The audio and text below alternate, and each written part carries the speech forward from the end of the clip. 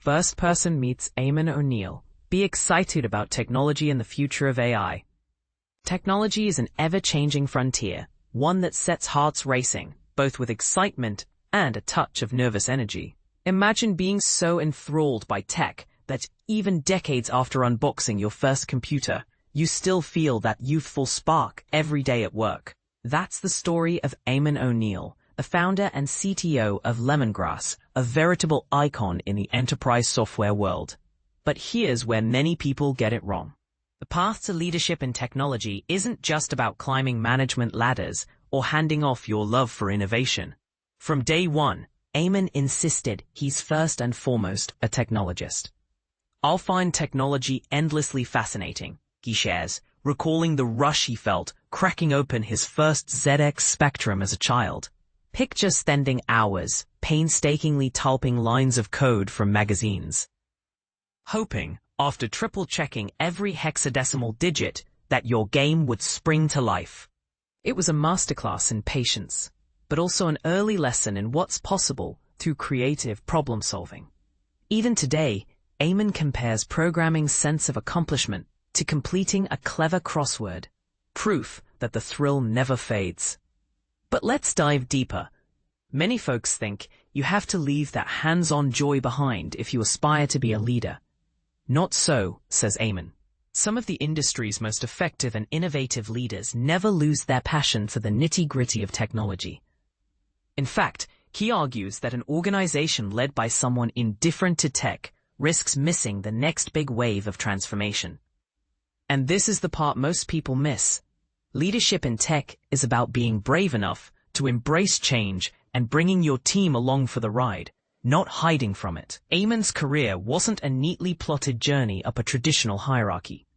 His first foray into the business world was with EDS, exposing him to the nerve center of enterprise software.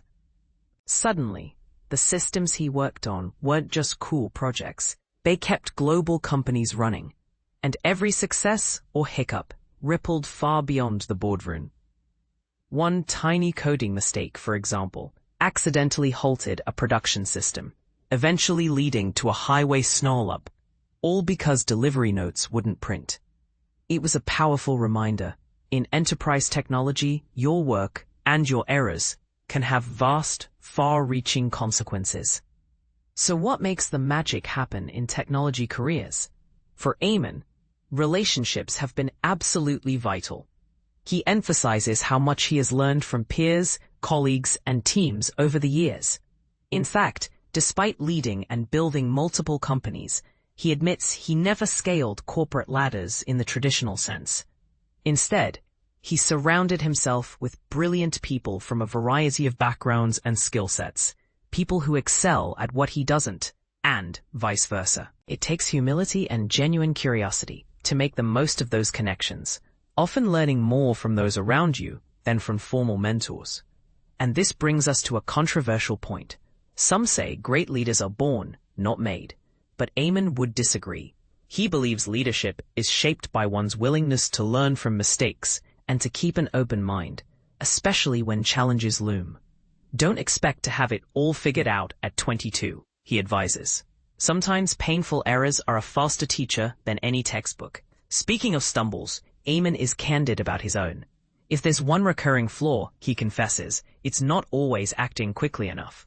"I can be a bit of a procrastinator," he admits. While waiting can sometimes save you from rash decisions, it also means occasionally missing golden opportunities, like when Lemongrass delayed expansion with a major partner, only to realize afterward how valuable it could have been. But how do you know when you're actually wrong? Here's where things get tricky and a little divisive. Early on, Eamonn was convinced that cloud computing would sweep the industry overnight. Reality, however, was messier. Not every company could or would leap to the cloud, thanks to commercial contracts, legacy processes, or reluctance to change operating models. There's also a common misconception that the cloud is always cheaper or more secure. As Eamonn and many have learned, that's only true if you know how to use it wisely. Otherwise, costs balloon and risks multiply. Is this a universal experience among tech leaders? Or do you think every missed prediction boils down to execution. Feel free to sound off with your thoughts.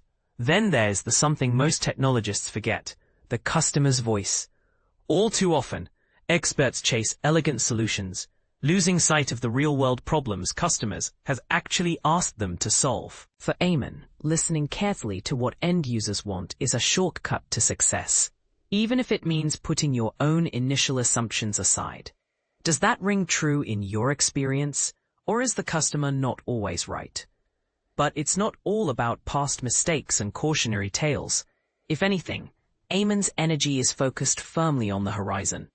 Right now, he's most excited about how AI is transforming IT services at Lemongrass. We're no longer a tech-enabled services company, we're an AI-enabled services company, he says, noting that artificial intelligence is like a force multiplier. Talented, adaptable people will see their abilities amplified. Those who resist change or add little value may struggle to keep up. Bold words. But do you agree with this stark view of AI as an amplifier? If you're breaking into tech, Eamonn's advice is simple but powerful. Join a great team, preferably at a larger company, where you can explore different roles, get support, and chart your path at your own pace. And never underestimate the impact of just reading the technical documentation. Seriously, many overlook this step, but it gives you a head start in mastering your craft. And what about those special achievements? Naturally, Eamonn points to what he's built at Lemongrass, especially their AI-driven services. He insists that the era of artificial intelligence won't just disrupt IT services, it will reshape them fundamentally. Yet success will lean on adaptability and passion more than ever before. Looking to the future, Eamonn's message is clear and possibly provocative. As technology, especially AI, revs forward, it will sort those who bring value from those who merely show up. AI won't cause a catastrophe, but it will tip the scales. Will this be a golden age for innovators or a looming threat for the resistant? Here's the big question. Are you ready to lean in, adapt, and make AI work for you? Or does this rapid change fill you with unease? What's your perspective? Is AI the ultimate amplifier, or should we be more cautious about its effects on the workforce? Share your thoughts below. Agree, disagree, or bring a new angle to the discussion. Let's keep the debate alive. Becoming a technology expert and business leader. Insights from Eamonn O'Neill. Bold statement. Why settle for either tech mastery or business leadership when you can excel at both? Many experts believe you must choose one path, but here's where it gets controversial. Blending deep technical skill with executive acumen is not only possible, it's a formula for innovation and influence. In a recent episode of First Person, host Matt Egan sat down with Lemongrass founder and CTO Eamonn O'Neill, a lifelong technology enthusiast whose journey began decades ago with a humble ZX Spectrum computer and evolved into leading a cloud and AI-focused enterprise. And this is the part most people miss. It's that enduring passion for technology, not a business degree, that set the stage for his success. Eamonn thrives on discovery. I'm a technologist, he told us, and there's nothing cooler than an industry that reinvents itself constantly. This mindset doesn't just fuel your career growth, it empowers you to break down complex ideas and guide teams through change. After all, if you can translate new technology into real-world solutions, people will follow your lead.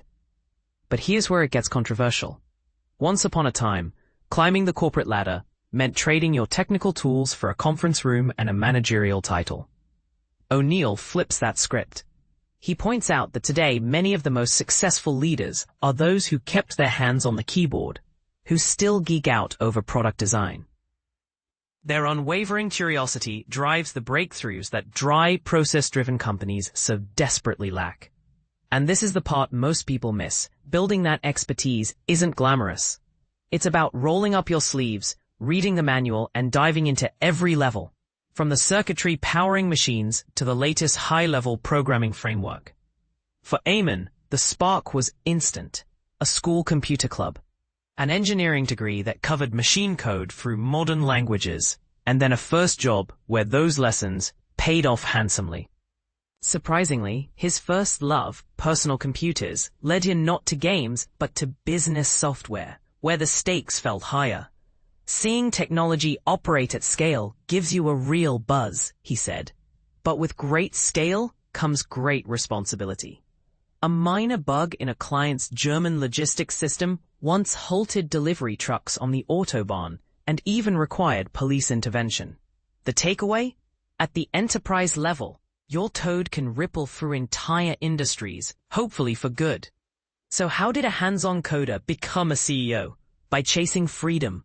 A stint as an IBM contractor taught him that autonomy breeds experimentation. In 1998, he and a few colleagues launched a startup, learned business the hard way, then sold it. Next came Lemongrass. This time built from day one on cloud, automation, and AI. The very technologies he still loves debugging at 2 a.m. Thought-provoking question. Is it time for leadership development programs to include real coding sprints? Or does the path to the corner office truly require leaving the technical details behind? Tell us what you think. Agree or disagree? We want to hear your take in the comments.